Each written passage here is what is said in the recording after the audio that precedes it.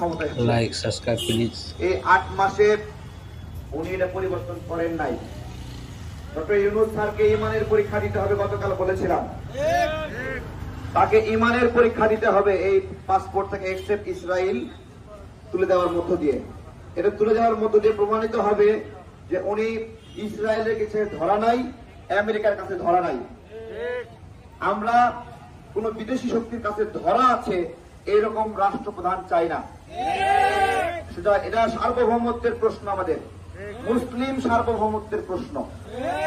প্রিয় ভাইয়েরা, আমাদের জাতিসংঘ থেকে বলা হয়েছে এই পুরা মার্চ মাসে ফিলিস্তিনে কোনো খাদ্য যায়নি। বাংলাদেশ বিশ্বের মুসলিম দেশগুলোর মধ্যে অন্যতম রিমার্কেবল একটা দেশ। এই দেশের পক্ষ থেকে কিছু ট্রাক যাওয়া উচিত ছিল, সেখানে কিছু ট্রাক থাকা উচিত ছিল, যে বাংলাদেশের পতাকা লাগানো উচিত ছিল কিনা বলেন? শুধু একা একা ইফতারি করবো আমরা?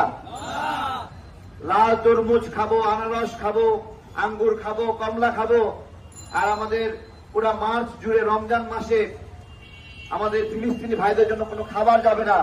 এটা তো হতে পারে না।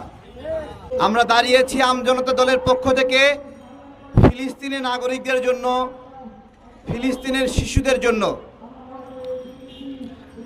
বলতে পারেন এত দূর থেকে আমরা ফিলিস্তিনের জন্য কি করতে পারবো, আমি আপনাদেরকে একটা একটা করে দেখিয়ে দিব।